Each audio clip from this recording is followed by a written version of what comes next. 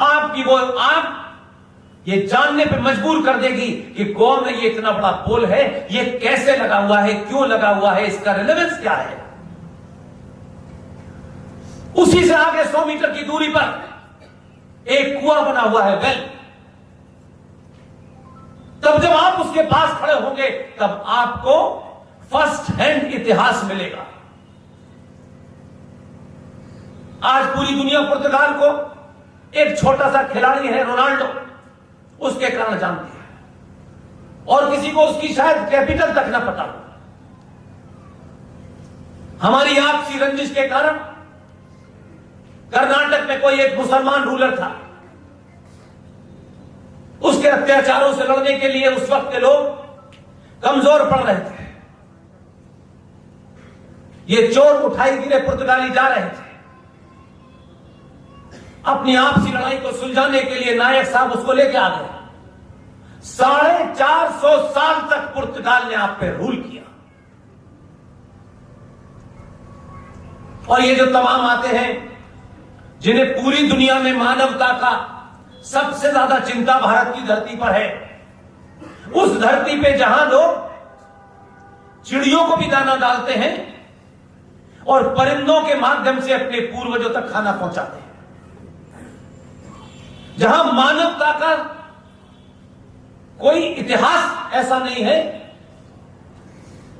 जो भरा पड़ा। वो सेंट जेवियर, जिसका नाम अक्सर आप लोग बड़े शान से लेते हैं, बताते हैं मेरा बच्चा सेंट जेवियर में पढ़ता है। सेंट जेवियर को 400 साल हो गए। सेंट जेवियर पुर्तगाल आया और सेंट लगाकर संत बना दिया आपने उसको। उस पोल पर जो ब्राह्मण अपनी आस्थाओं को, अपने जनेऊ को, अपने भगवान को छोड़ने के लिए तैयार नहीं था, उस पोल से उसके हाथ बांधे जाते थे और काट दिए जाते थे। इसलिए उसका नाम हथकतलू है। सारा इतिहास लिखा हुआ है, किसी दूसरे का नहीं है, आपके पास फर्स्ट हैंड लिखा हुआ है। उस कुएं में हजारों सनातनी महिलाएं इसलिए कूद जाती थी कि उनके साथ अनाचार इसलिए किया जाए कि ये सनातनी ना रहे और इससे पैदा होने वाली संतान सनातनी ना हो। वो 1 महीने के लिए सेंट जेवियर की डेड बॉडी बाहर निकाल के रखी जाती है। पूरा गोहा इसी से बढ़ता है।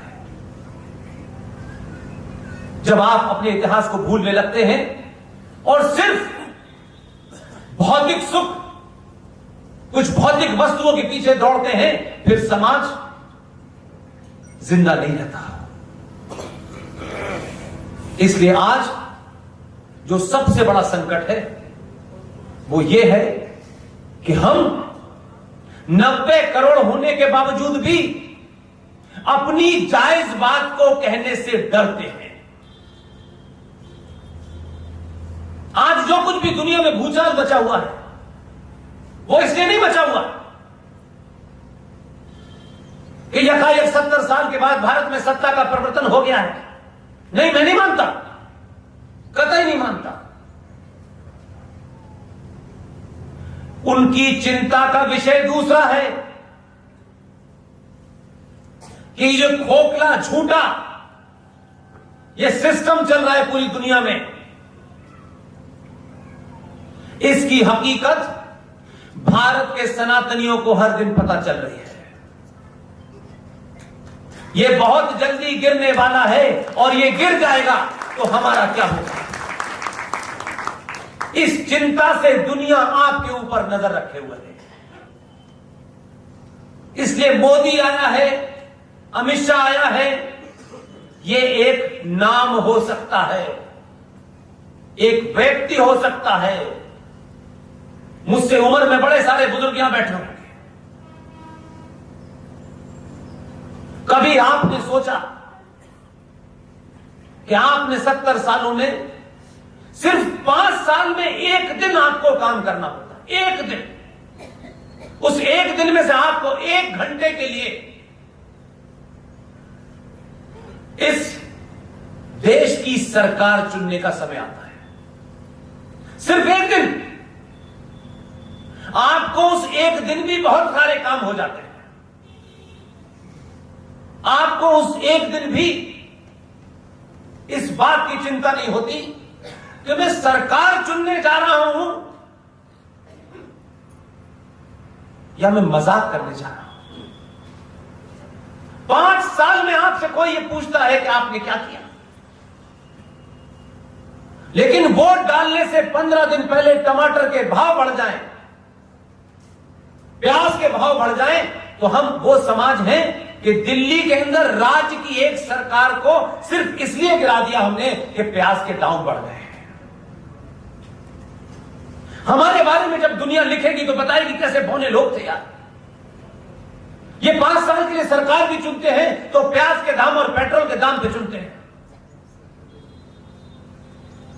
कभी ऐसा हुआ कि हमने सरकार को चुनते वक्त उसके सामने ऐसी बातें रखी हो जो मेरा तेरा मेरे समाज से उसके समाज से हट के कुछ हो? कभी हमने सरकारों को दबाव बना करके कोशिश करने की हो कि हम राष्ट्र के लिए सरकार चुन रहे हैं, हम सड़क बनाने के लिए सरकार नहीं चुन रहे।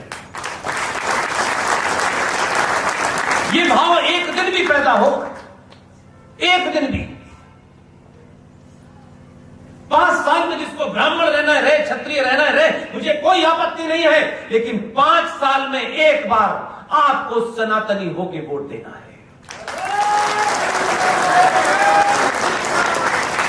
अपने बीच में से इतने बहादुर पैदा कीजिए कि इस बात की होड़ लगे कि जो पार्टी किसी दलाल को वोट दे, आपका सौदा करने वाले को वोट दे, उस पार्टी के सामने इस सवाल खड़ा हो जाए कि जिताने की गारंटी हमारी, लेकिन ये घटिया कैंडिडेट हम नहीं जिताएंगे। वो आपकी मर्जी को देके कैंडिडेट तय करे। 5 घर बना करके साइकिल से कार में घूमने वाले लोग, बांग्लादेशी मुसलमानों का आधार कार्ड बना करके वोट लेने वाले लोग, म्यांमार से भागे हुए मुसलमानों का वोट लेने के लिए आधार बनाने वाले लोगों को आप बाइकआउट करिए, खुले मन से करिए।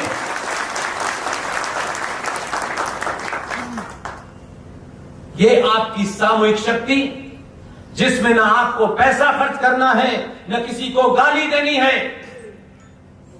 5 साल में एक बार 90 करोड़ सनातनियों की सामूहिक शक्ति का प्रदर्शन करेंगे। मैं मानता हूं कि 2014 से पहले आपने हर किस्म का फॉर्मूला अपनाया। आपको 2014 से पहले बहुत वर्गलाया होगा लोगों ने। मैंने फिर कहा यह शुरुआत है, सब कुछ ये कहें कि यह परफेक्शन पे पहुंच गया है, मैं नहीं मानता। इसको परफेक्शन पे पहुंचने के लिए अभी कई साल लगेंगे। सवाल यह है कि आपने पहली बार जीएसटी के लिए वोट नहीं दिया, बिजली पानी के लिए वोट नहीं दिया, इनकम टैक्स में कितनी छूट मिलेगी इसके लिए वोट नहीं दिया। आपने पहली बार वोट ये सोच के दिया कि हम जिसको वोट दे रहे हैं उसके पीछे वोट भी देंगे और बीच बीच में सामूहिक प्रदर्शन करके उसको यह एहसास कराते रहेंगे कि तुम 90 करोड़ हिंदुओं के वोट से प्रधानमंत्री बने हो, तुम किसी और के वोट से नहीं बने।